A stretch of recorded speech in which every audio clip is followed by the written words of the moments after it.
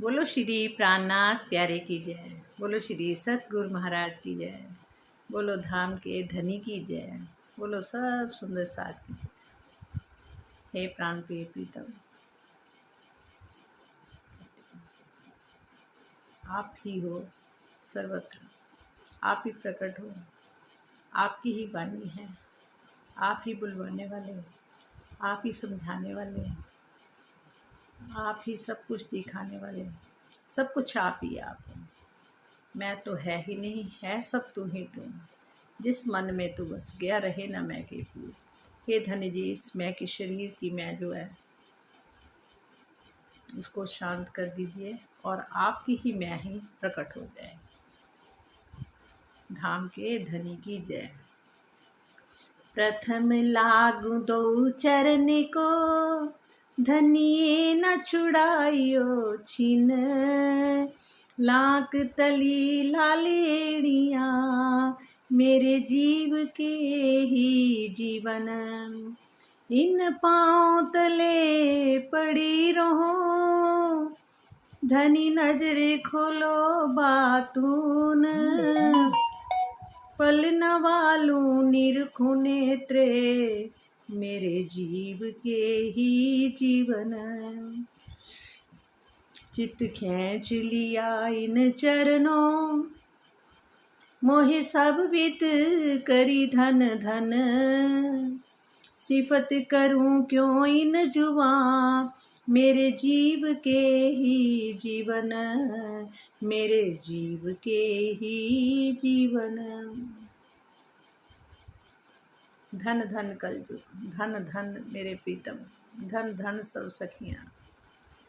सबको मुक्ति देने वाले मेरे प्रीतम, आप ही जय हो। ये वाणी ही सबको मुक्त करेगी, ये वाणी ही सब अपने राज खोलेगी। इस वाणी से ही हम सब को अपने घर की पहचान होगी। यह है प्रकरण 9, पेज है 54। ए जो सुकन हक के मैं कहे, तामे जरा न रही सक। ए सुन के विरहा न आवत, सो नाइन घर माफक।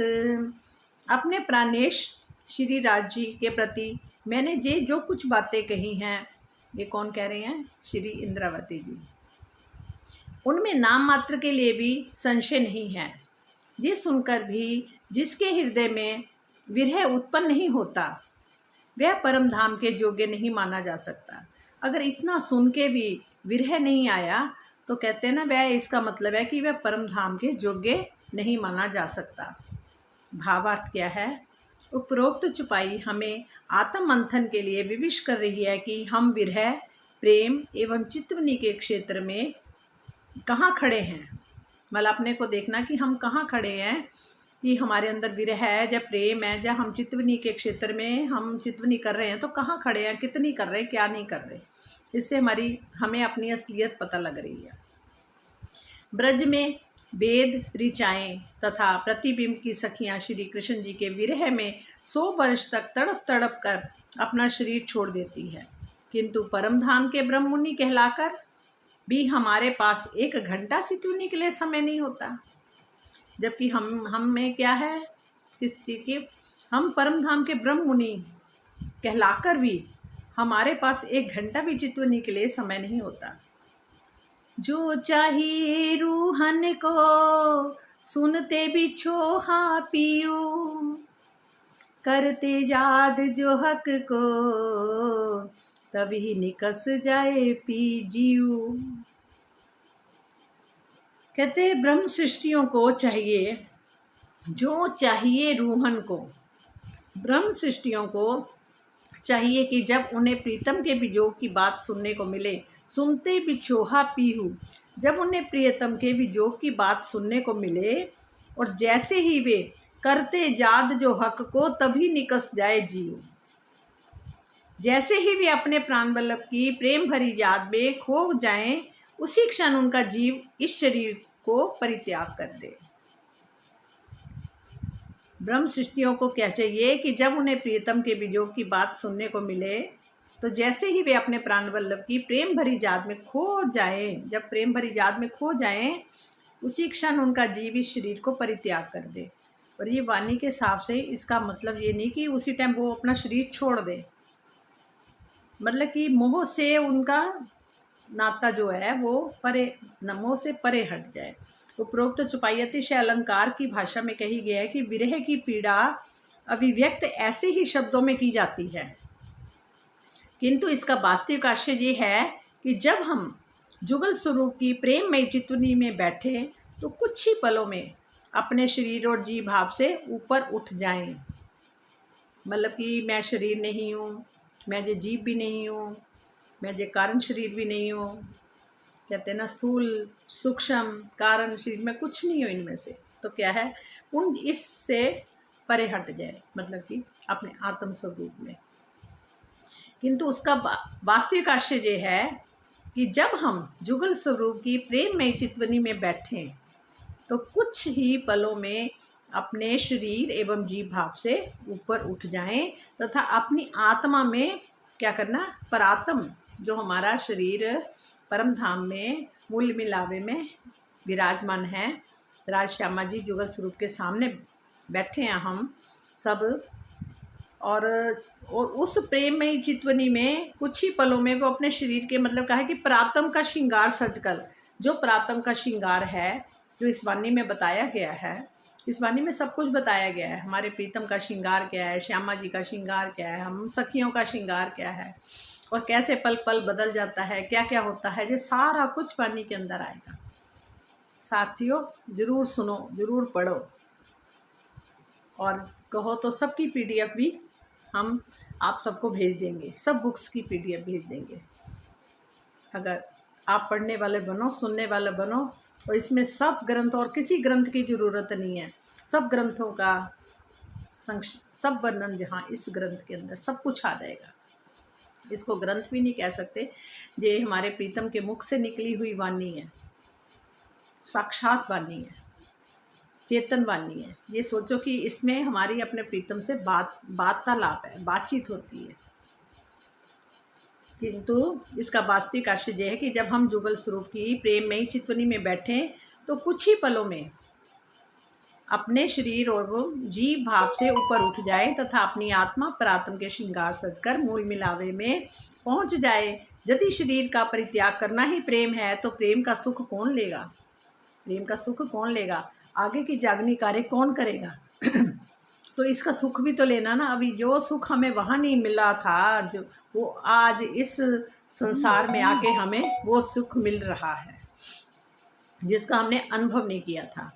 हम तो डूबे ही रहते थे, हमें पता ही नहीं होता था प्रेम क्या। हम तो हर पल उनके प्रेम में ही डूबे रहते थे, आनंद में ही रहते थे, और उनको रिझाने में ही हर टाइम सारा पल हमारा बीतता था। और चीज़ों की हमारा ध्यान ही नहीं जाता था, और नहीं जाता था, वो दिखाते थे, हम नहीं देखते थे, हम उनकी उंगलियों को ही देखते रहते थे, उनके से किरणें निकल रही हैं, उनके श्रृंगार को देखते रहते थे, क्योंकि पल पल उनका श्रृंगार बदलता था। बस उनके जैसा फिर जो सुंदर कहते हैं ना, कुछ और है ही नहीं है।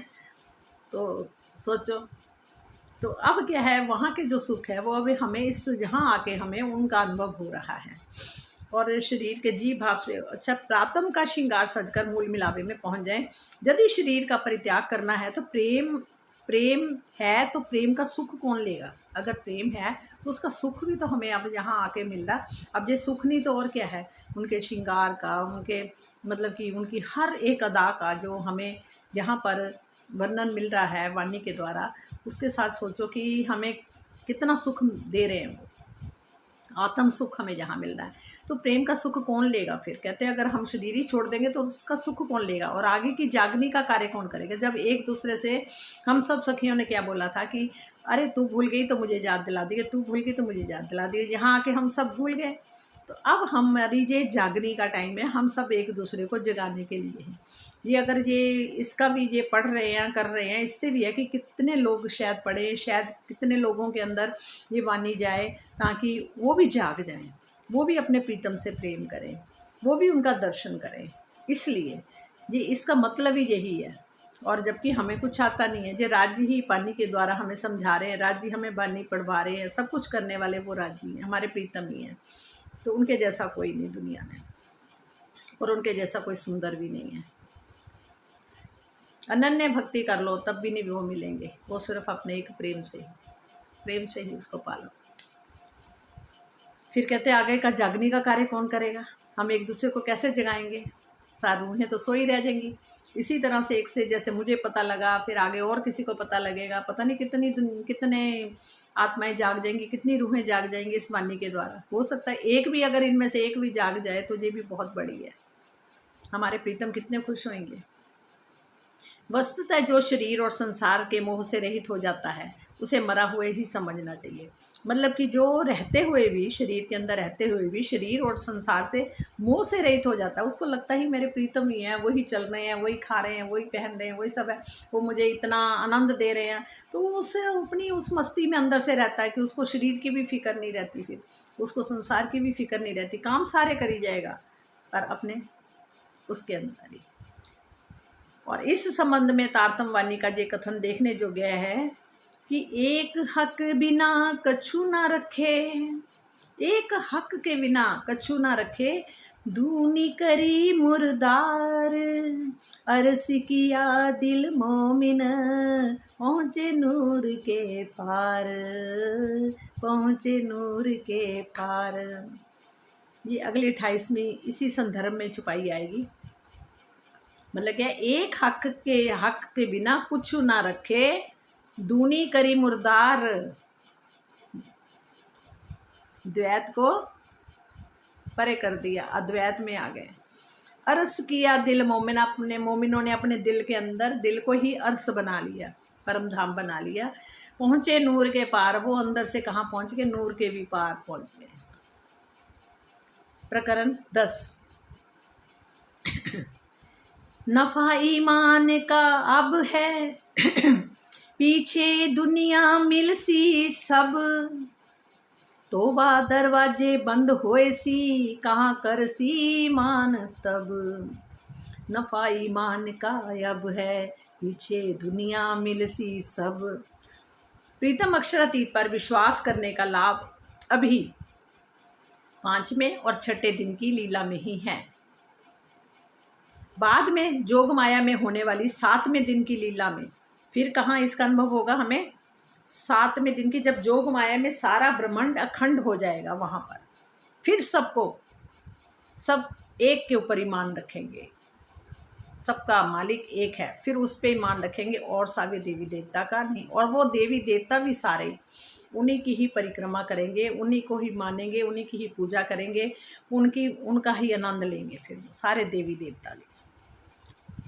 देवताओं को भी तभी ही मुक्ति मिलेगी जब ये ब्रह्म सृष्टियाँ अपने घर में उठेंगी।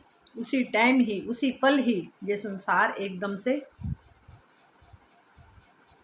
और सबको मुक्ति एक साथ इकट्ठी मिलेगी, और सभी जोग माया में उनको नूरमयी शरीर सबको मिलेंगे। और उस नूरमयी शरीर में विशतें अलग अलग होंगी अपने करने के हिसाब से, और उसमें जाके वो अपने प्रीतम का दीदार करेंगे, अपने प्राणनाथ का वो दीदार करेंगे। तब एक कहते हैं ना, तब सबका मालिक होगा एक। फिर सब पश्चाताप की अग्नि में रोएंगे, अरे हम भी सुन लेते, हम भी इनकी बात मान लेते, हमने बात नहीं मानी, हमने सुनी नहीं। फिर जार जार रोएंगे, पर फिर कुछ होगा नहीं। फिर जो जिसको जो भिष्ट मिल गई, उसको पहली भिष्ट नहीं फिर मिलेगी। अगर अभी हम मेहनत कर लेते हैं, अभी हम अपनी जागनी कर लेते हैं, अभी वाणी के द्वारा हम उनको जान लेते हैं, अपने आप को जान लेंगे, तो हमें पहली भिष्ट मिलेगी। नहीं तो जो ईश्वर सृष्टि है, खाली ईश्वर को मानती है, उनको सेकंड वाली मिलेगी भिष्ट। अगर सेकंड नहीं होगी तो उनको 7वीं भी मिल सकती है, क्योंकि जितने पीर पैगंबर हैं, जितने सिद्ध पुरुष हैं, सबको 7वीं भिष्ट मिलेगी। अब ये सोच लो, जो कृष्ण की लीला में मस्त हैं, उनको 5वीं भिष्ट मिलेगी। वहाँ आज भी लीला हो रही है, क्योंकि पहले जो जहाँ पर लीला हुई थी, वो लीला जोग माया के अंदर अखंड कर दी थी, उन जीवों को अखंड मुक्ति दी थी। पहले वो भिष्ट वहाँ पर अखंड हो चुकी है। वो कृष्ण वाली जो लीला हुई थी वो सारी लीला आज भी वहाँ कंस है, आज भी यशोदा जी है, आज भी सब सखियाँ हैं, गोप ग्वाले हैं, सब कुछ है, गौएँ हैं, सब कुछ है वहाँ पर। और वो लीला आज भी वहाँ चल रही है, क्योंकि उनको सब जीवों को मुक्ति मिल चुकी है, क्योंकि वो उनके अंदर ब्रह्म सृष्टि का प्रतिबिंब, वो प्रतिबिंब उनकी लीला हुई थी उस टाइम। आज फिर इस संसार में अलग अलग जगह पे अलग अलग शरीरों में ब्रह्म सृष्टियाँ उतरी हुई हैं, और उनको अपनी वाणी से वो जगा रहे हैं प्रीतम हमारे, और उनको बता रहे हैं कि तुम कहाँ से हो, कहाँ आई हो, क्या कर रही हो। और उसी फिर अब कह रहे हैं कि मैं इस संसार को भी मुक्त कर दूंगा, इस ब्रह्मांड को पूरे को मुक्त कर दूंगा। अब की बार मैं जो आया हूँ, अब मैं सबको मुक्त कर दूंगा, और पहली और आखिरी बारी ये ब्रह्मांड एक मुक्त हो रहा, वरना ना कभी होगा ना कभी होगा, पहली बार।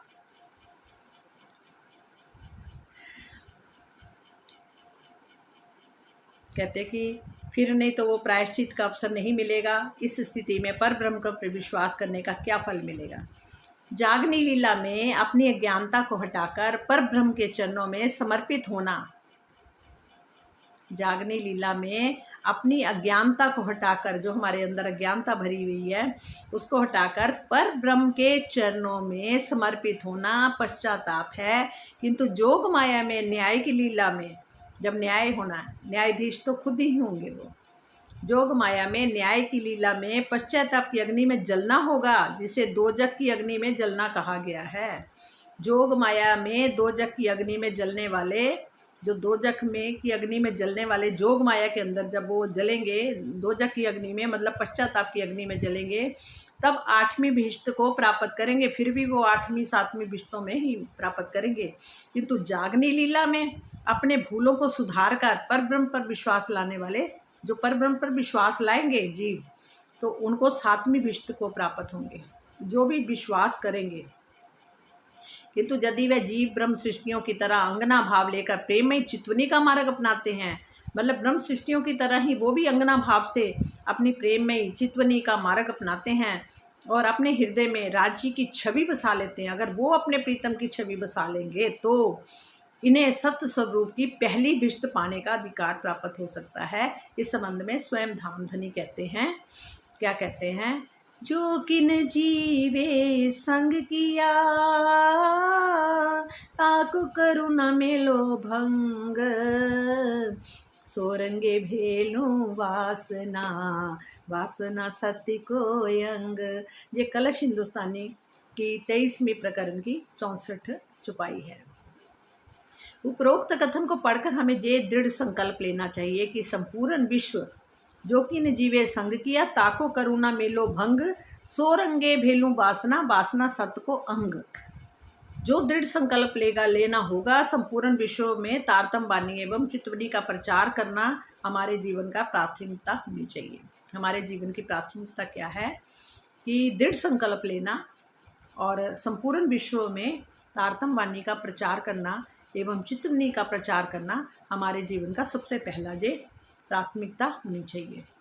अब जैसे जी वाणी है, इनके ये वीडियोस बनाए जा रहे हैं ताकि कोई लोग पढ़ेंगे, हो सकता है, और पढ़ाने वाले भी खुद ही हैं, खुद ही जिनको पढ़ाना वो पढ़ाएंगे, और जागने वाले और जो जाग जाएंगे, जो समझ जाएंगे, जो विश्वास करने लग जाएंगे, जिनको स्वरूप की पहचान हो जाएगी, वो सबसे पहली भिष्ट में ही पहुंच जाएंगे।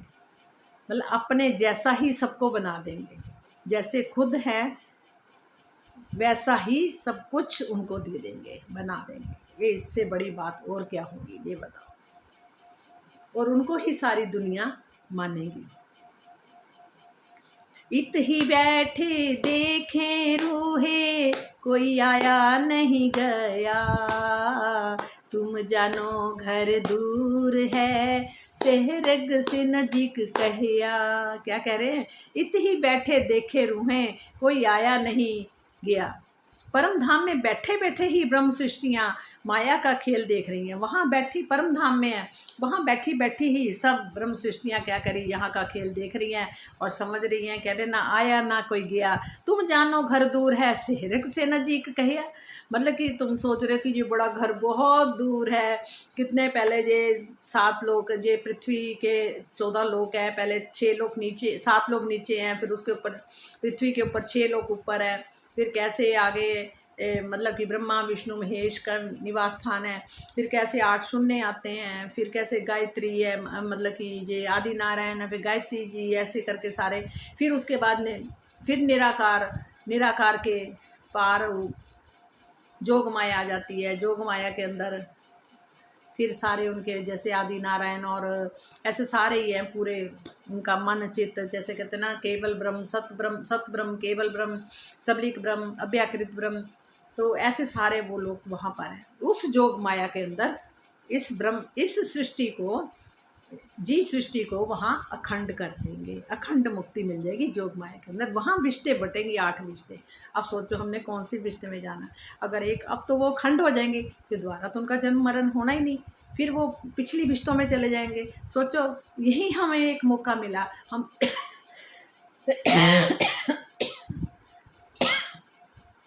हम पहली विष्ट में जाएं, यही मौका मिला उनको जानकर, उनको समझ के, अपने आप को जान के। अब सोच लो ये बहुत बड़ी इस टाइम कहते ना, अगर हमने विश्वास कर लिया तो समझो सब कुछ मिल गया। तुम जानो घर दूर हो सेहरत से नजीक कहया। कहते परमधाम में बैठे बैठे ब्रह्म सृष्टियाँ माया का खेल देख रही हैं अपने मूल रूपी तन परात्म से। ना तो कोई इस खेल में आया है ना कोई गया है। तुम समझते हो कि तुम्हारा परमधाम निराकार बेहद से भी परे है।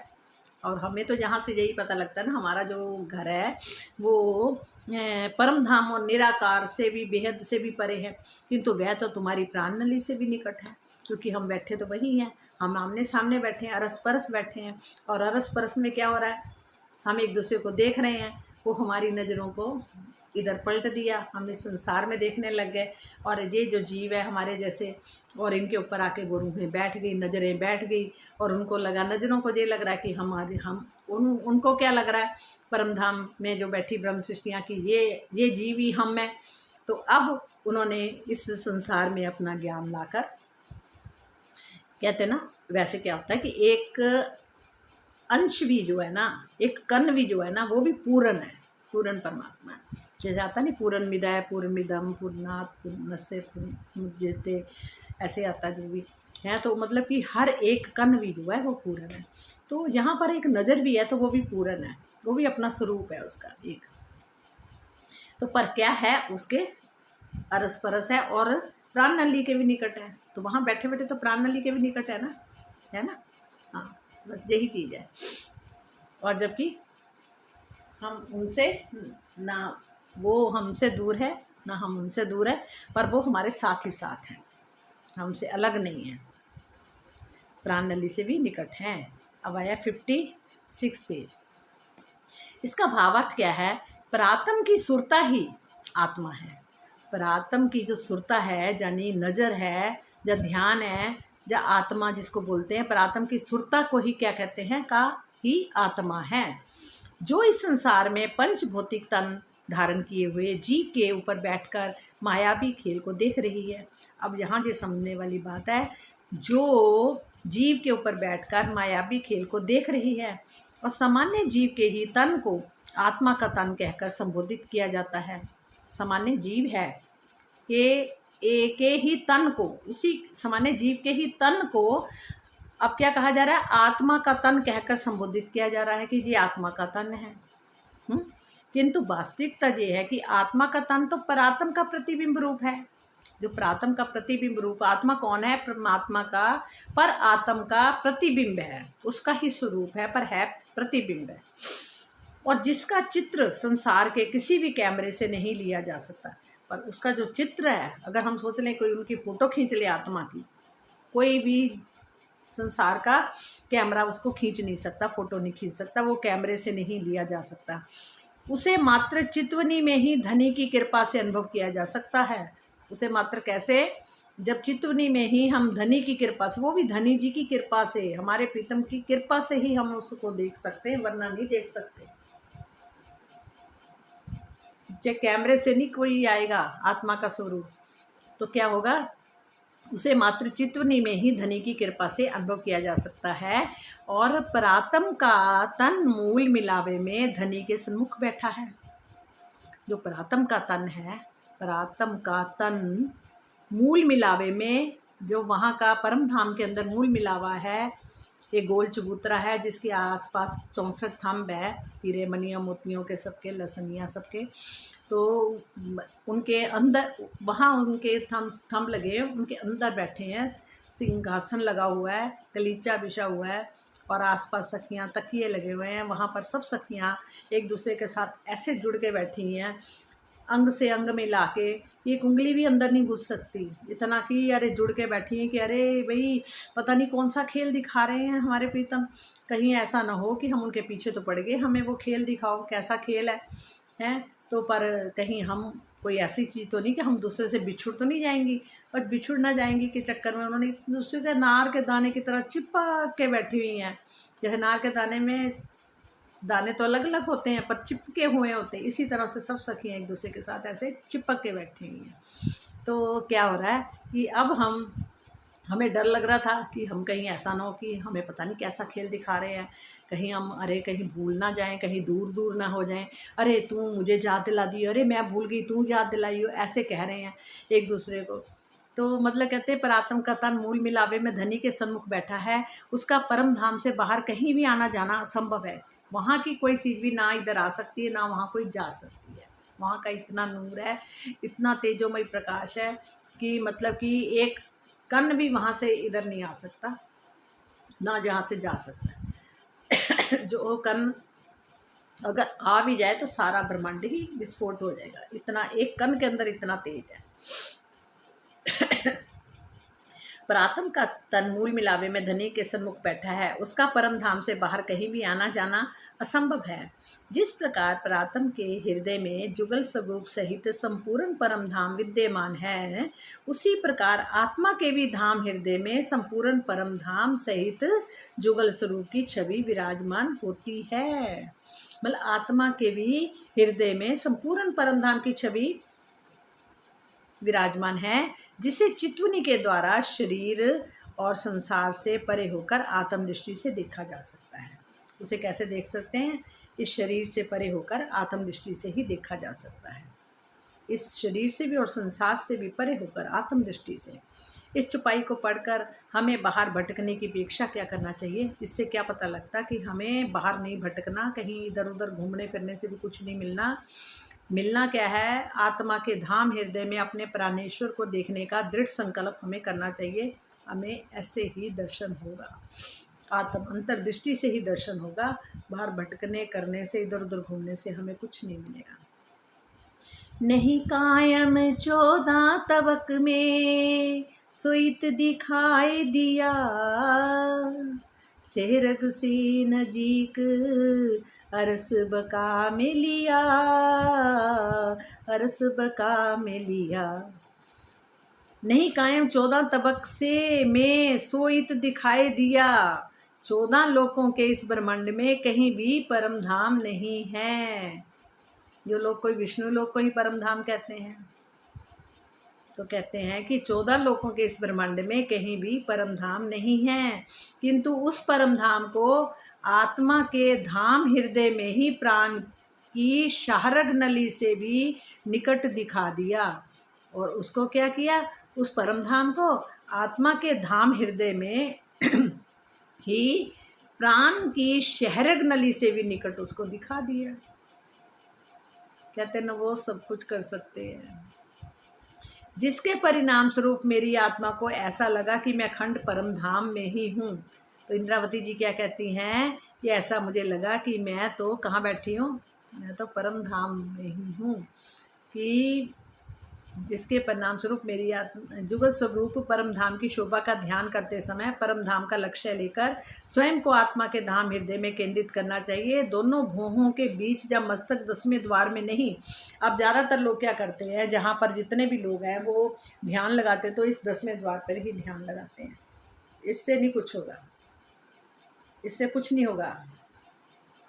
कोई सांस कोई देख रहा वो तो होता है कि मन को निश्चल कर ले, मन को शांत करने के लिए होता है कि सांस को देखना और आना, ताकि हमारे अंदर क्रोध, ये सब चीज़ें जितने भी हमारे ईर्ष्या द्वेष भावनाएं हैं वो सारियां ही वो कम हो जाएं, ख़त्म हो जाएं। तो मन को शांत करने के लिए होता है। पर यहाँ क्या है, हम 10वें द्वार से भी उनके दर्शन नहीं कर सकते। मस्तक के जो 10वें द्वार में ध्यान लगाते हैं, पहले हम लगाते भी थे। अब क्या है कि चित्वनी का मार्ग क्या है, प्रेममयी भावात्मा का है, अपने प्रीतम को ध्यान से देखने में। इसलिए मतलब कि जो सहज भाव है, मेरे को तो इससे ऐसा ही लगता है कि सहज में ही सहज समाधि है, सहज में ही बैठ जाओ और आत्म को, अपने आप को इस शरीर और संसार से परे करके आत्म रूप में होकर तो हम आत्मा के धाम हृदय में केंद्रित करना चाहिए। मतलब अपना ध्यान जो है तो उसमें हमें परम धाम का हमारा लक्ष्य, मतलब परम धाम का ही लक्ष्य लेकर अपने आत्मा के अपने आप में जो आत्मा है, आत्मा के हृदय के में अंदर ही हमें उसको परम धाम हमको दर्शन हो सकता है। उस जुगल स्वरूप का भी, सुंदर साग का भी, वहाँ के 25 पक्षों का भी, सब कुछ दर्शन हो सकता है और हमारे प्रीतम की मेहर से एंड फिर वही आ जाता है हमारे प्रीतम की मेहर से। पर बैठना हमें ज़रूर, जैसे कहा कि 1 घंटा भी बैठो, ठीक है ना, बैठो, पर हमें तो कोशिश करनी है ना। जब हम कोशिश करेंगे तभी तो, कि जब ये शरीर उसको सहन करने के लिए, बर्दाश्त करने के लिए भी हो जाएगा, तैयार हो जाएगा, तब एक पल का खेल है। साहिदी खुदाई की रूह अल्लाह दई, जब खुले अंदर पट अरस के, पाई सूरत खुदाई की तब। साहिदी खुदाई की रूह अल्लाह दई, जब श्यामा जी ने पर ब्रह्म के अति सुंदर किशोर स्वरूप की मुझे साक्षी दी, तो मेरे धाम हृदय में अखंड परम धाम के दरवाजे खुल गए और मैंने अपने प्राण वल्लभ अक्षरातीत की अति सुंदर छवि को देखा। जब श्यामा जी ने पर ब्रह्म के अति सुंदर किशोर स्वरूप की मुझे साक्षी दी,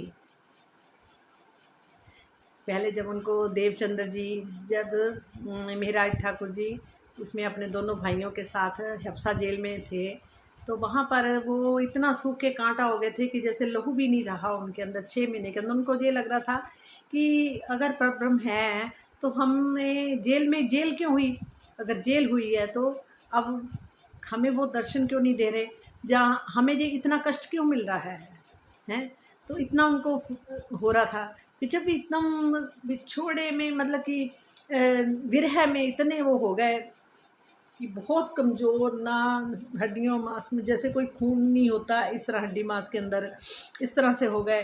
तब उनको दर्शन हुआ, तब सबसे पहले उनको श्यामा जी का दर्शन हुआ, फिर राज जी का हुआ, फिर पहले श्यामा जी को देखा, श्यामा जी का श्रृंगार देखा, फिर उनको राज जी का दर्शन हुआ, फिर राज जी का श्रृंगार देखा। ये सब सुंदर साथ की सखियों का, सबका श्रृंगार सहित उनको, फिर उन्होंने रास देखी, जो रास की लीलाएं हुई थी सारी, फिर उन्होंने, फिर वहीं पर रास ग्रंथ सब उतरा था। सबसे पहले रास ग्रंथ की मतलब छुपाइयाँ उनके मुख से निकल रही थी, और जो उनके मतलब कि वो उनके भाई जो थे वो दीवार पे पहले कोयले से लिख रहे थे। फिर जब वहाँ की जो राजा की स्त्रियाँ थी उन्होंने जब देखा कि अंदर बड़ा प्रकाश हो रहा है, अंदर कुछ है, तब उनको लगा, फिर उन्होंने उनको कागज़ दिए थे।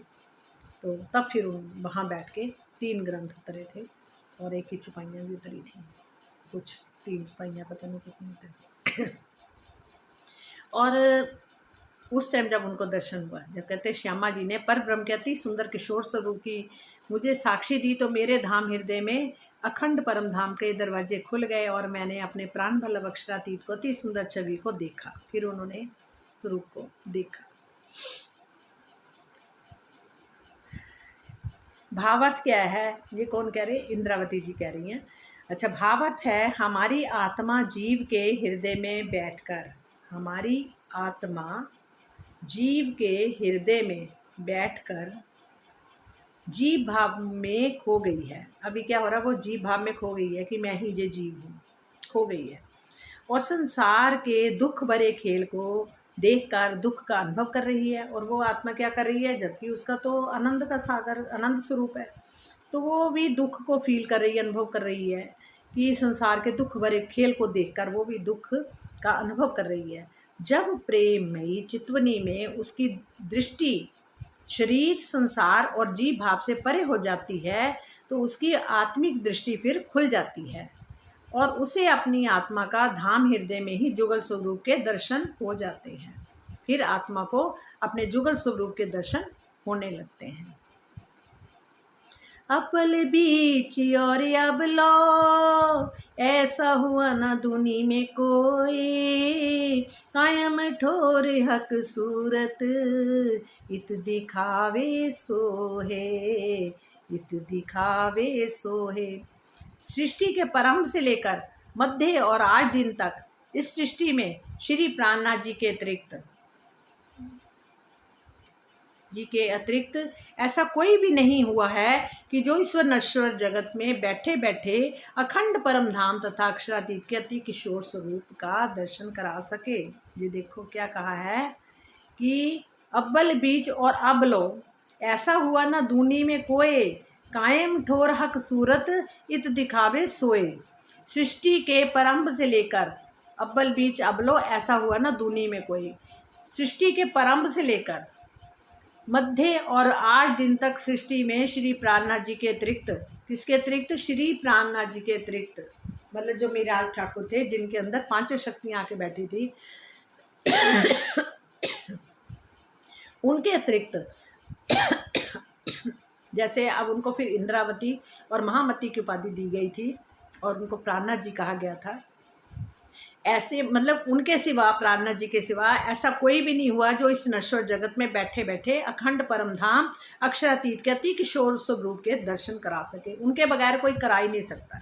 अब यही वाणी के द्वारा ही आपको दर्शन होंगे, क्योंकि इंद्रावती से ही ये सारी वाणी उतरी है उनके मुख से। और करने कराने वाले सारे हमारे प्रीतम राज जी, और उपाधि किसको दी है, इंद्रावती जी को। और अब फिर उनको जब उनके अंदर प्राणनाथ जी बैठ गए आके, हमारे जो प्राणनाथ है, हमारे कहते आत्मा के प्राणनाथ तो प्रीतम हमारे राजी है ना, है पार्वण परमेश्वर ही है ना, सच्चिदानंद ही है ना, अक्षरातीत ही है ना।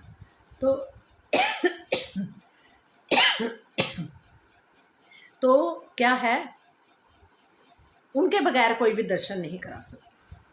ये मान के चलो, जब दुनिया कितनी कह ले, कितनी तपस्या कर ले, कितना कुछ कर ले, तो उनके बगैर कोई भी दर्शन नहीं कर सकता।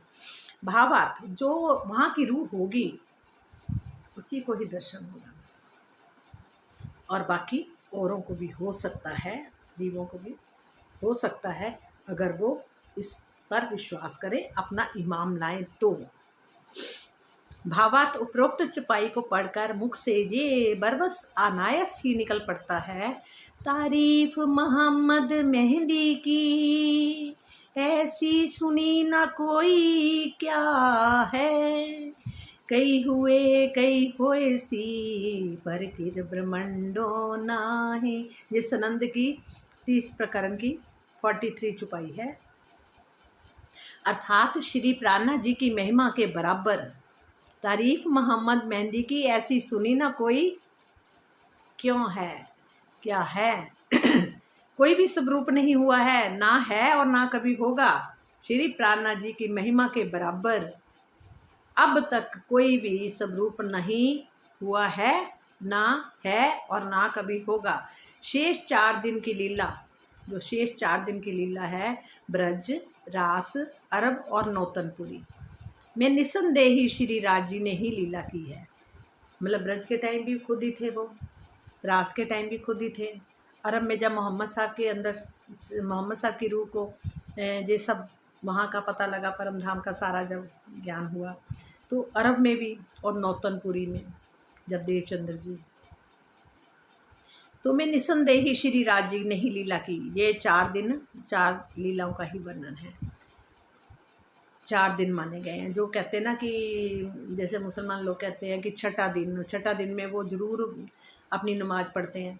तो मतलब छठा दिन तो आज जो छठा दिन चल रहा है वो है। और पहला दिन कौन सा था? जब ब्रज के टाइम उतरे थे। उसके बाद रास हुई। फिर कौन से थे?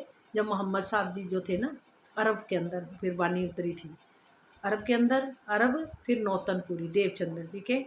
और ये 4 दिन माने गए हैं। और 5वां दिन मेहराज ठाकुर जी का, जब प्राणनाथ जी ने उनके अंदर लीला करी। छठा दिन कौन सा हुआ था? अब उन्होंने कहा था अब मैं सब अपनी रूहों के साथ हूँ।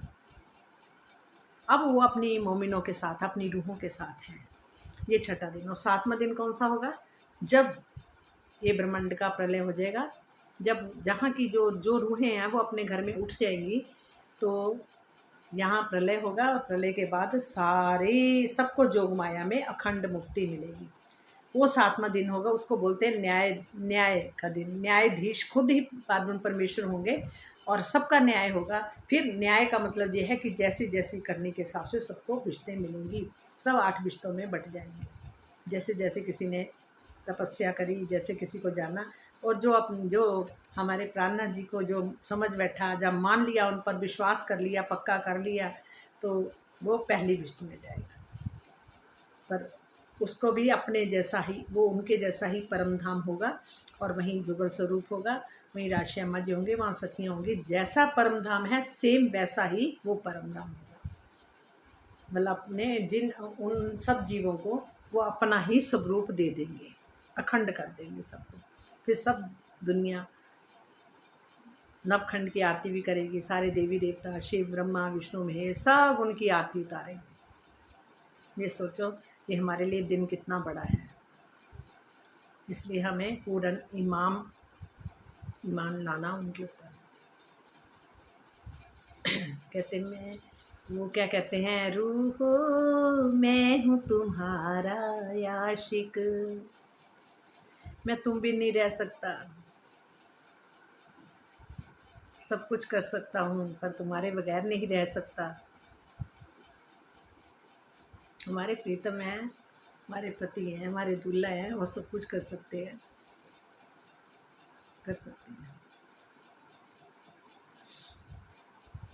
अनहोनी को भी होनी, होनी को भी अनहोनी, सब कुछ कर सकते हैं। पल को, बड़े बड़े दुख को भी ऐसे भगा सकते हैं। वो सब कुछ कर सकते हैं। पर जिसका विश्वास पक्का है उनके ऊपर, तो अर्थात श्री प्राणनाथ जी की महिमा के बराबर अब कोई भी स्वरूप नहीं हुआ, ना और होगा। शेष 4 दिनों की लीला ब्रज, रास, अरब और नौतनपुरी में निसंदेही राज जी ने ही लीला की है। किंतु प्राणनाथ जी के इस स्वरूप को जो शोभा मिली है,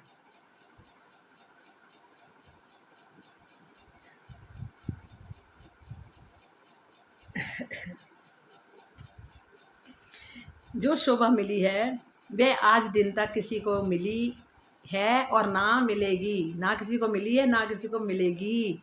किंतु तथा कथित स्वयंभू विद्वानों द्वारा संत, कवि, आचार्य कहने में किसी प्रकार की झिझक का अनुभव ना करना और ना थकना अत्यंत दुखद है। ये सुध पाए पीछे हुआ बेबरा बुचरक, ज्यों जाहिर माहे दुनिया त्यों बातून माहे हक। ये सुध पाए पीछे हुआ बेबरा बुचरक, इनकी पहचान होने के पश्चात मेरे हृदय में और अधिक महान ज्ञान का अवतरण हुआ। इंद्रावती जी कह रहे हैं इनकी पहचान होने के पश्चात जब उनकी पहचान हो गई तो क्या कह रहे हैं इंद्रावती जी, मेरे हृदय में और अधिक महान ज्ञान का अवतरण हुआ। अब तो मेरी बाहरी दृष्टि में इन आँखों से संसार दिख रहा है। मैं मतलब कि अब तो मेरी बाहरी दृष्टि, जो मेरी ये बाहर की दृष्टि है, इससे तो मुझे ये संसार दिख रहा है। किंतु मेरी आत्मिक दृष्टि, जो आंतरिक दृष्टि से मेरी आत्मा के धाम हृदय में साक्षात श्री राज जी दिखाई पड़ रहे हैं। साक्षात उनको परम धाम दिखाई दे रहा है। मतलब अंदर की दृष्टि से वो वहाँ भी देख रहे हैं और बाहर की दृष्टि से संसार भी देख रहे हैं। इसी तरह से हम सब रूहें भी ये सब कुछ देख सकती है, कर सकती हैं, और थोड़ी सी हमें चितवनी से ही ये सब कुछ होगा। पर पहले जब तक हमें पहचान नहीं होगी, जब हमें ज्ञान नहीं होगा, जब हमें, तो हम कैसे उनका किसका ध्यान लगाएं। लोग कहते हैं ध्यान करो, ध्यान लगाओ, ध्यान लगाओ। ध्यान किसका लगाओ? ध्यान इनके जुगल स्वरूप का ध्यान करना है, जो मूल मिलावे में विराजमान है, जो जो उन्होंने पहन रखा, जो श्रृंगार कह रखा है, ये सारा वाणी के अंदर आता है। किसी दिन सारी उसका भी वर्णन सारा करूँगी, पूरी उनके श्रृंगार का वर्णन करूँगी सागर में से। अगर राजी का हाथ सिर पे ये वरना ये शरीर की क्या औकात है कि उनका हम वर्णन कर सकें। इनकी पहचान होने के पश्चात मेरे हृदय में और अधिक महान ज्ञान का अवतरण हुआ। अब तो मेरी बाहरी दृष्टि में इन आँखों से संसार दिख रहा है, किंतु मेरी आत्मिक आंतरिक दृष्टि से मेरी आत्मा के धाम हृदय में साक्षात श्रीराज जी दिखाई पड़ रहे हैं। बंदगी शरीयत की और हकीकत बंदगी, नासूत दुनिया रस मोमिन है तफावत एती। बंदगी शरीयत की और हकीकत बंदगी। शरीयत का मतलब क्या होता है? शरीयत का मतलब होता है कि निजम कर्म कांड की भक्ति, जो कर्म कांड की भक्ति करते हैं, मतलब भोग लगाना, मतलब कि आरती करनी है, फिर उनकी कोई, हमने कुछ चालीसा पढ़ लिया, कुछ भागवत पढ़ लीजिए, कुछ भी पढ़ लिया, जा मतलब कि हम वाणी भी पढ़ते हैं, मान लो जो पढ़ रहे हैं वाणी, ठीक है ना, खाली वो एक कर्म कांड की तरह वो भक्ति ही कर रहे हैं, जैसे आम लोग करते हैं भक्ति, उसी तरह। और उसको बोलते हैं शरीयत। हकीकत किसको बोलते हैं? सत्यता, अर्थात प्रेम लक्षणा भक्ति में उतना ही अंतर है जितना पृथ्वी लोक के जीवों में और परम धाम की ब्रह्म सृष्टि में होता है। मतलब इतना फर्क है दोनों चीज़ों में जितना पृथ्वी लोक के जीवों में और परम धाम की ब्रह्म सृष्टि में। शरीयत और हकीकत का ये है, मतलब वो है प्रेम लक्षणा, और ये क्या है? कर्म कांड। शरीयत जीवों का परम धाम की ब्रह्म। भावार्थ क्या है? शरीयत निजम कर्म कांड की भक्ति शरीर और इंद्रियों से होती है। जो कर्म कांड की हम निजम के हिसाब से शरीयत जो करते हैं, भक्ति करते हैं वो क्या है? खाली वो भक्ति जो है शरीर से करते हैं, इस शरीर से, इनके अंग जो इंद्रियां हैं इनसे होती है। और तरीकत इंद्रिय निग्रह हृदय से होती है। और तरीकत किसको बोलते हैं? जो हृदय से होती है, जो हृदय से भक्ति करता है, प्रेम करता है उनको। हकीकत की बंदगी आत्मा द्वारा प्रेम भाव से होती है। वो जो हृदय से भक्ति करेगा वो प्रेम भाव में आके करेगा। और किंतु मार्फित की बंदगी आत्मा के उस गहन प्रेम में की जाती है जिसमें आत्मा स्वयं को भूल जाती है। और जो मार्फित बोलते हैं, देखो एक है हकीकत, तो हकीकत में क्या होता है कि वो बंदगी आत्मा द्वारा प्रेम भाव से होती है बंदगी। और किंतु जो मार्फत की बंदगी बोलते हैं उसको बोलते हैं आत्मा के उस गहन प्रेम में की जाती है जिसमें आत्मा स्वयं को ही भूल जाती है। आत्मा भी स्वयं को भूल जाती है, वो सिर्फ वहीं पहुंच जाती है अपने प्रीतम की। इश्क बंदगी अल्लाह की सो होत है हजूर, फर्ज बंदगी चाहिरी सो लिखी हक से दूर। कहते इश्क बंदगी अल्लाह की, पर ब्रह्म की प्रेममयी भक्ति उनका प्रत्यक्ष दर्शन कराती है। जो पर ब्रह्म की प्रेममयी भक्ति है वो उनका प्रत्यक्ष दर्शन कराती है, वो उनका प्रत्यक्ष दर्शन होता है। किंतु जो कर्मकांड धारित थोपी गई फर्ज बंदगी है, जो हमने करना है, बस ये जरूरी है, वो परब्रह्म से दूर करने वाली है। उससे परब्रह्म से वो दूर रहता है, वो पास नहीं होता।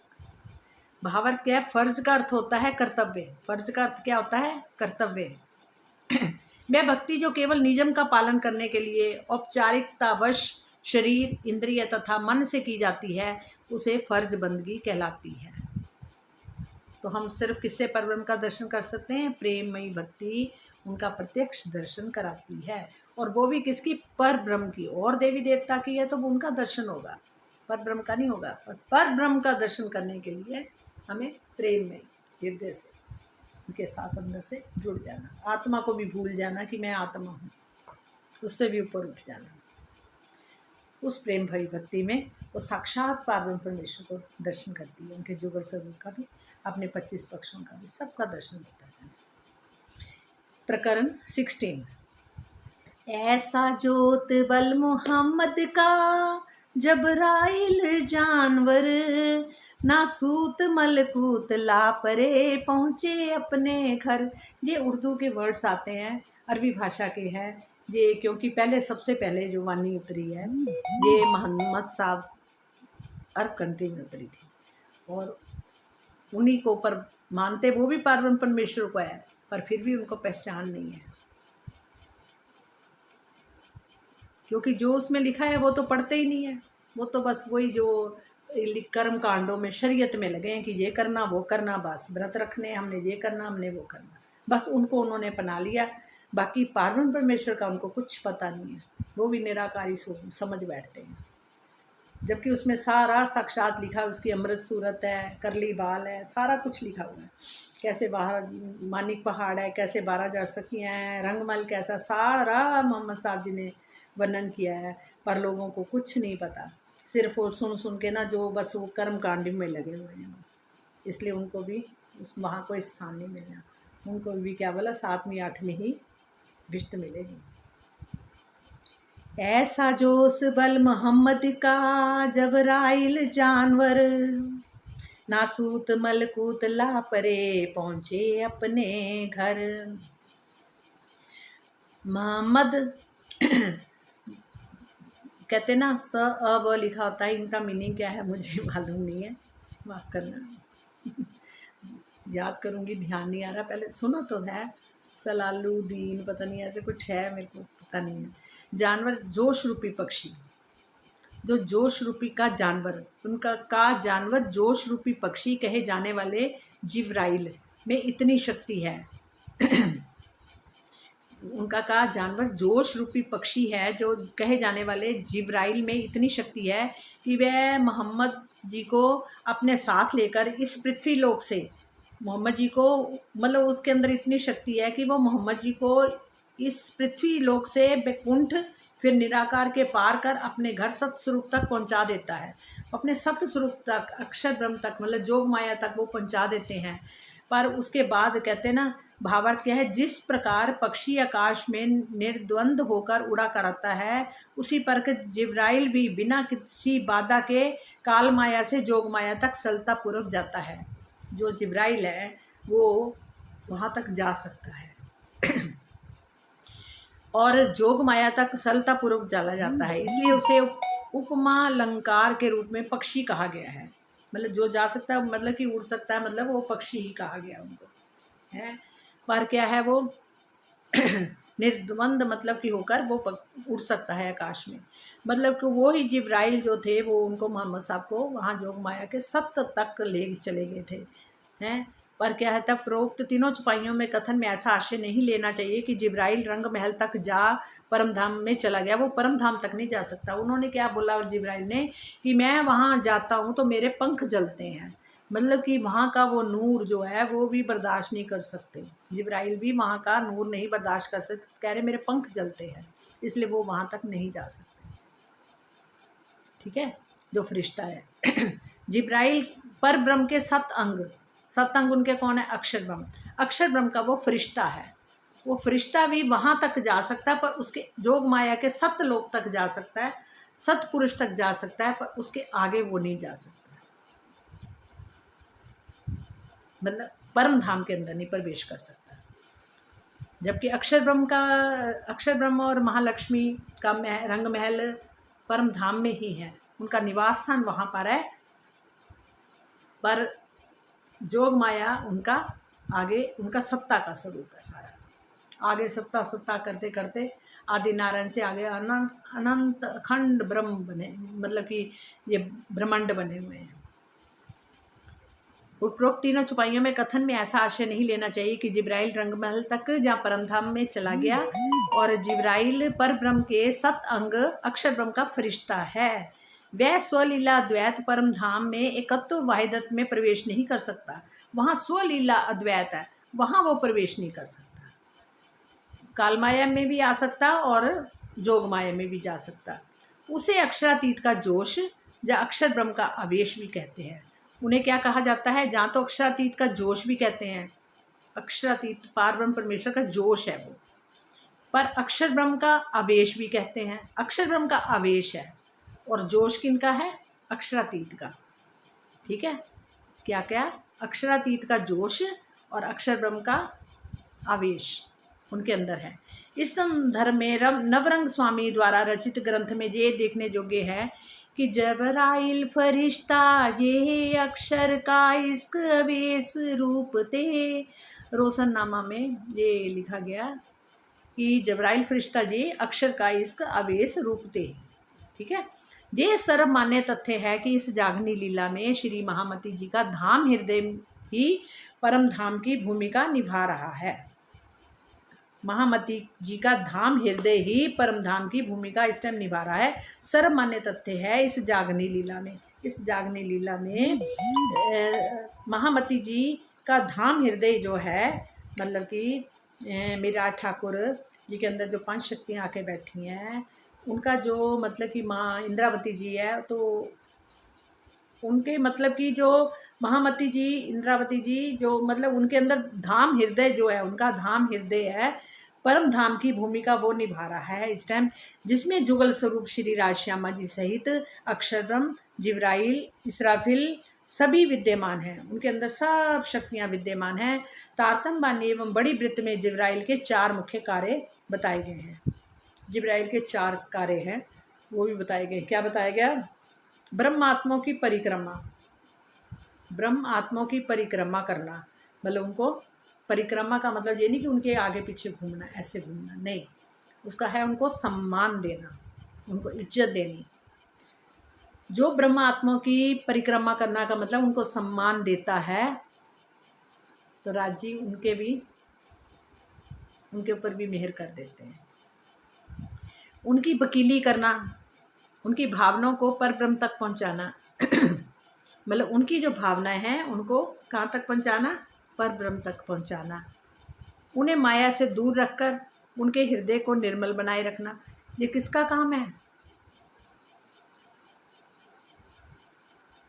जिब्राइल एवं इसराफिल सभी विद्यमान है। तारतम बानी में बड़ी वृत्त में जिब्राइल के मुख्य 4 ये कार्य बताए गए हैं, जो वो कार्य कर रहा है। उसका जोश जो है, उनका जो जोश है वो अपनी ब्रह्मात्माओं के, उनके लिए ये हमारा एक फरिश्ता है जो हमारे लिए ये कार्य कर रहा है। क्या कर रहा है? कि ब्रह्मात्माओं की परिक्रमा करना, अर्थात उनको सम्मान करना, पहला कार्य। दूसरा है उनकी वकीली करना, उनकी भावनाओं को पर ब्रह्म तक पहुंचाना, उनकी भावनाओं को पर ब्रह्म तक पहुंचाना, ये दूसरा कार्य है जिब्राइल का। ये देखो, ये आज बात खुली है। उन्हें माया से दूर रखकर उनके हृदय में निर्मल बनाए रखना, ये भी जिब्राइल का है, उनका जोश।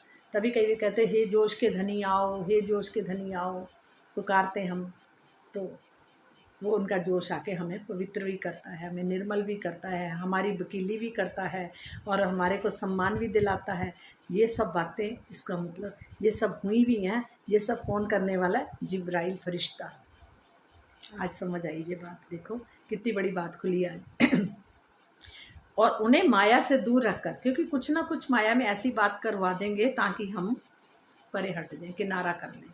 चाहे किसी के मुख से कुछ कहलवा दिया, हम दुखी होंगे, तो फिर क्या करेंगे? धीरे धीरे शांति चाहिए, शांति चाहिए के लिए क्या करेंगे? हम चुप रहेंगे, वहाँ से किनारा धीरे धीरे हम परे हटते जाएंगे। तो ये कौन कराने वाला है? जिब्राइल। ठीक। उन्हें माया से दूर रखकर उनके हृदय को निर्मल बनाए रखना, उनकी सुरता को काल माया से परे ले जाना। चौथा क्या है? उनकी सुरता को कहाँ लेके जाना? काल माया से परे ले जाना। चाहे अरब में स्वयं अक्षर ब्रह्म की आत्मा ही क्यों ना हो, मतलब जो मोहम्मद साहब की जी थे, वो चाहे अरब में स्वयं अक्षर ब्रह्म की आत्मा ही क्यों ना हो, वह मेराज में जिब्रिल के माध्यम से ही इस निराकार मंडल से पार जा सकी। वो मतलब कैसे पार जा सकी? जिब्राइल की से ही, उनके जोश से ही। अक्षर ब्रह्म का, अक्षरातीत का वो जोश है। अक्षर ब्रह्म की क्या है? वो आत्मा क्या था? हृदय में परमधाम की भूख का निवारण है, जिसके जुगल स्वरूप श्यामा जी सहित 18 ऊपर लिखा हुआ था, वो भी देख लें जरा। जिब्राइल पर ब्रह्म के 7 अंग अक्षर ब्रह्म का फरिश्ता है और 100 लीला व्यात परमधाम एकत्व वाहिदत में प्रवेश नहीं कर सकता। अक्षरातीत का जोश और अक्षर ब्रह्म का आवेश, अक्षरातीत का जोश है वो और अक्षर ब्रह्म का आवेश। क्या है? अक्षर ब्रह्म का जोश है, याद रखना। अक्षरातीत का जोश, अक्षर ब्रह्म का आवेश। और जिब्राइल के 4 मुख्य क्या है, कार्य क्या है, ये याद रखने। क्या है? पहले ब्रह्मात्मा की परिक्रमा करना, यानी सम्मान करना और उनकी वकीली करना, उनकी भावनाओं को परब्रह्म तक पहुंचाना, उन्हें माया से दूर रखकर उनके हृदय को निर्मल बनाए रखना और उनकी सुरता को काल माया पर ले जाना। ये 4। चाहे अरब में स्वयं अक्षर ब्रह्म की आत्मा ही क्यों ना हो,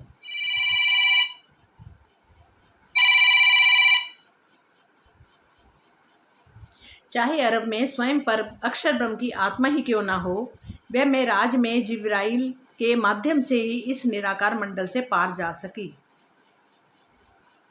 चाहे अरब में स्वयं अक्षर ब्रह्म की आत्मा ही क्यों ना हो, चाहे अरब में स्वयं अक्षर ब्रह्म की आत्मा ही क्यों ना हो, वह भी मेराज में जिब्राइल के माध्यम से ही इस निराकार मंडल से पार जा सकी। अन्य सभी ब्रह्म सृष्टियां तथा ईश्वर सृष्टि के साथ भी यही स्थिति माननी पड़ेगी। जिब्राइल के साथ ही किसी भी ब्रह्म आत्मा की आत्मिक दृष्टि सत्य स्वरूप तक जाती है। मतलब किसके द्वारा जाती है? जिब्राइल के साथ ही किसी भी ब्रह्मात्मा की आत्मिक दृष्टि सत्य स्वरूप तक जाती है। उसके पश्चात पर ब्रह्म की कृपा से उसे अनन्य प्रेम इश्क की प्राप्त होता है और उसे मूल मिलावे तक ले जाता है। फिर उसके बाद क्या होता है? पर ब्रह्म की कृपा से उसे अनन्य प्रेम इश्क प्राप्त होता है और फिर उस मूल मिलावे तक ले जाता है, चला जाता है। वो इश्क प्राप्त होता है, ले जाता है। जागनी लीला में प्रत्येक ब्रह्मात्मा को श्री जी के चरणों में लाना, जागनी लीला में प्रत्येक ब्रह्मात्मा को श्री जी के चरणों में लाना जागृत होने के लिए अथवा तन त्याग के पश्चात जिब्राइल का ही उत्तरदायित्व है। ये भी जिब्राइल का ही उत्तरदायित्व है। देखो कितना बड़ा काम है जिब्राइल का। उपरोक्त चुबाई का प्रसंग वातनी सूक्ष्म रूप से ही श्री महामती जी के धाम हृदय के लिए भी घटित होगा। प्रत्येक सुंदर साथ की आत्मा चित्वनी में जिब्राइल के माध्यम से ही काल माया को पार कर सत्य स्वरूप तक पहुंचती है। सत्य स्वरूप तक पहले पहुंचती है, फिर आगे क्या होता है? जिब्राइल उनको लेके जाता है। काल माया को पार करके आत्मा की चित्वनी में जब प्रत्येक सुंदर साथ आत्मा की चित्वनी में जब बैठा होता है तो जिब्राइल के माध्यम से ही काल माया को पार कर सत्य स्वरूप तक पहुंचती है। आगे परम धाम में धनी का प्रेम ही ले जाएगा। आगे उनको कौन लेके जाएगा? धनी का प्रेम, हमारे प्रीतम का प्रेम ही आगे हमें लेके जाएगा उसको। इस जागनी लीला के समाप्त होने के पश्चात, जब ये जागनी लीला समाप्त हो जाएगी अर्थात प्रलय के पश्चात, सभी ब्रह्मात्माएं जिब्राइल के साथ ही काल माया को पार करेगी। जिब्राइल के साथ ही जितनी ब्रह्मात्माएं सारे उसके द्वारा ही काल माया को पार करेगी और सत्य स्वरूप तक पहुंचेगी। आगे धाम धनी उन्हें अपने साथ परम धाम ले जाएंगे। आगे क्या होगा? धाम धनी उन्हें अपने साथ परम धाम ले जाएंगे। उपरोक्त चपाई का यही आशय है। ये स्थिति इसराफिल जागृत बुद्धि के फरिश्ते की भी है। दोनों का मूल घर सत्य स्वरूप है। आगे की चौपाई में यही बातें दर्शाई गई हैं। खेल देख उम्मत फिरी विस्त दे सबन, इत ही बैठे पहुंची अपने कायम बतन, अपने कायम बतन। खेल देख उम्मत फिरी विस्त दे सबन, इत ही बैठे पहुंची अपने कायम बतन, अपने कायम बतन। इस मायावी खेल को देखकर परम धाम की ब्रह्म सृष्टियां संसार के सभी जीवों को अखंड मुक्ति देगी। इस मायावी खेल को देखकर परम धाम की जो ब्रह्म सृष्टियां हैं वो संसार के सभी जीवों को अखंड मुक्ति देगी। ब्रह्म सृष्टियां के सभी जीवों को भी अखंड मुक्ति मिलेगी और अपने मूल घर परम धाम चली जाएगी। वो तो अपने मूल घर में चली जाएगी परम धाम में, और अपनी परात्म में जागृत होने पर उन्हें ये बोध होगा कि हमने तो यहीं से बैठे बैठे ही माया का खेल देखा था। जहाँ परम धाम में वो बैठी ब्रह्म सृष्टियाँ, फिर उनको लगेगा, जब उठेंगे एकदम से उनको लगेगा कि हम तो यहीं बैठे बैठे खेल देख रही थी। जैसे हम रात को सपना आता तो सुबह उठते हैं तो अपने बेड पे ही होते हैं, वो स्थिति होगी हमारी। पर इस चुपाई की दूसरी पंक्ति का अर्थ इस प्रकार भी होगा कि जैसे मूल मिलावे में हमारे तन विद्यमान हैं हम अपनी सुरता के द्वारा इस संसार में आकर खेल को देख रहे हैं, उसी प्रकार हमारे ये स्वप्निक तन भी यही पड़े रहेंगे। सपने के जो ये तन है ये तो यही पड़े रहेंगे, और आत्मा इन नश्वर तनों को छोड़कर अपने अखंड धाम में पहुंच जाएगी। ना तो वहां तक का तन, ना तो वहां का तन यहाँ आया और ना जहाँ का तन वहां जाएगा, इस तन को छोड़ के ही जाएंगी। और तारतम वाणी से सभी सुंदर साथ को ये बात ज्ञात है कि हमारे मूल तन वही हैं, हमारे मूल तन आत्माओं के वही हैं, और हम मात्र अपनी सुरता से आए हैं। किंतु परात्म में जागृत होने पर ये ज्ञान अनुभव जन्य होगा। परात्म में जागृत होने पर ये ज्ञान तब हमें अनुभव होगा। इस प्रकार का अनुभव उन्हें भी होगा जिन्होंने चितवनी में जुगल स्वरूप के साथ अपनी परात्म को भी देख लिया है, और उनको भी होगा जिन्होंने चितवनी में जुगल स्वरूप के साथ अपनी परात्म को भी देख लिया है। इसका भावार्थ ये है। बहुत सुंदर है ये चौपाई। चलो टाइम बहुत हो गया, 1 घंटे से ऊपर हो गया। बोलो श्री प्राणनाथ प्यारे की जय, बोलो श्री सतगुरु महाराज की जय, धाम के धनी की जय। ज्यारे धनी धन वट करे, त्यारे वलबेरी न हरे, वली गियो काम सराडे चढ़े, मन चित व्यो कार्य सरे। ज्यारे धनी धन वट करे, त्यारे वलबेरी न हरे, वली गियो काम सराडे चढ़े, मन चित व्यो कार्य सरे। ये धनी, आपका बल, आपका जोश से ही सब काम बनेगा। आप आए हो और जहाँ आप आके बैठ गए वहाँ आपका बल भी आया, वहाँ आपकी शक्ति भी आई है, वहाँ आपकी वाणी भी उतरी है, वहाँ आपके विचार भी आए हैं, वहाँ आप खुद प्रकट हो गए हो और खुद ही दर्शन दोगे। हे प्रीतम, हमें कुछ नहीं मालूम, जो कुछ है करना कराना सब आपने। ये आपकी मेहर है, जो इतनी वाणी के गूढ़ रहस्य भी हमारे आगे खुल रहे हैं। ये आप नहीं तो कौन है, कौन खोल रहा है? जी आप ही खोल रहे हो। बोलो श्री प्राणनाथ प्यारे की जय, बोलो श्री सतगुरु महाराज की जय, धाम के धनी की जय। जय हो जय हो जय हो।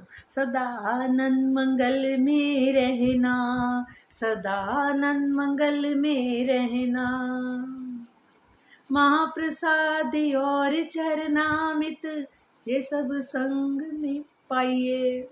सदा आनंद मंगल में रहिए, सदा आनंद मंगल में रहिए। बोलो श्री प्राणनाथ प्यारे की जय, बोलो श्री सतगुरु महाराज की जय।